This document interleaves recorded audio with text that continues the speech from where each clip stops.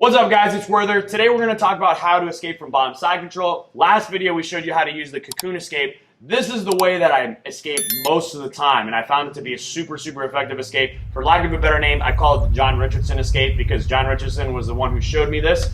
John Richardson, if you're watching, thanks so much for this. Now, John actually tore his ACL and had to work bottom side control for like a year, and so he came up with some really cool escape systems, and I've used this ever since he taught me. So it's a really effective escape system. So Chelsea's going to be on top of me. We're going to be in bottom side control.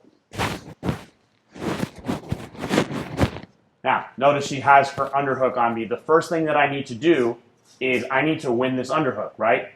But it's going to be difficult for me to just punch in. So what I'm going to do first is I'm going to bridge so that I can get this arm in front of her face, just like this. So I can get this forearm in front of her face. Now I'm going to bridge again, and I'm going to use this frame to punch through and get my underhook. But guess what? I'm not even going to keep this underhook, okay? This underhook is just so that I can bring this arm across to the other side, just like this. So now, Mark, if you can come to this side, please. This may seem weird, but I have both arms across to this side, okay? Now, you might be thinking, what if she tries to swipe choke you, right? So if she grabs the shoulder, right, she drags in. Yeah, grab the other shoulder. Yeah, there you go. Okay, and she connects her hands here. She can have her swipe choke. Okay, but as long as I force myself to stay on my side, I'm fine. Okay, she can't submit me from here. Okay, if I stay on my side and she tries to drive me over, right, I'm good. I'm good here as long as I'm able to use my core to stay on my side. Okay, so let's do that whole process over again. We're getting to this position. So Chelsea's back on top. So step one, I bridge, right, get this frame in front of her neck, come down, bridge again, use that to get here, and I use the underhook just for that split second to come across here. So it's frame on the face, underhook, and then I bring this arm across to where my other arm is. Now, what I'm going to do next, I'm going to swim this bottom arm all the way out so I can get on my elbow, okay?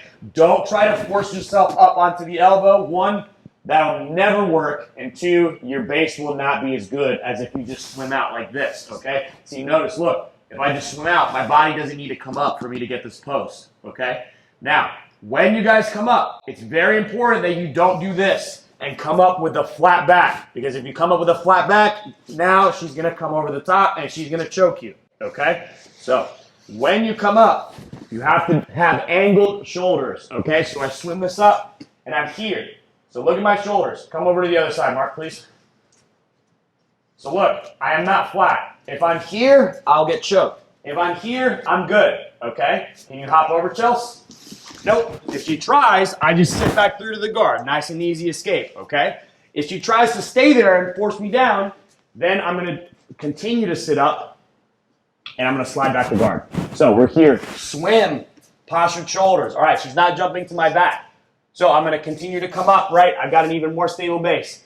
From here, I have two options. I can take this arm, and I can come here for a tight waist, and I can try to scramble up, or I can just sit through all the way to the full guard. So the way that I sit through, I don't go knee first, okay? I don't go knee first. I go foot first, right? Just like that. And then I end up in the closed guard. So let's do that whole thing again. We'll go full speed.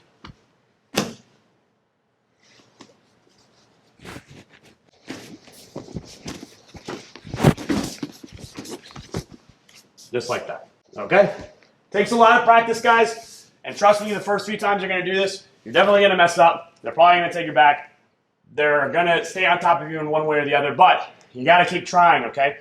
With these escapes that are a little bit more complicated and that have pitfalls if you don't time it in correctly, don't give up on them, okay? You just got to keep trying it. Do it on low-level guys, okay? Try to do it on white or blue belts if you're an advanced guy, or if you're a blue belt or below, just on white belts. Try to do it on newer people, okay? Because there's lots of places where if you don't do things a certain way, you're going to mess up, and your opponent is likely going to counter. But don't give up on it, okay? This escape has worked for me against brown, black belts super consistently from bottom side control. So I highly recommend you guys give it a shot. Thanks again to John Richardson for teaching this to me. If you guys like the video, make sure you share it. Make sure you smash that thumbs up button. Make sure you subscribe if you're new.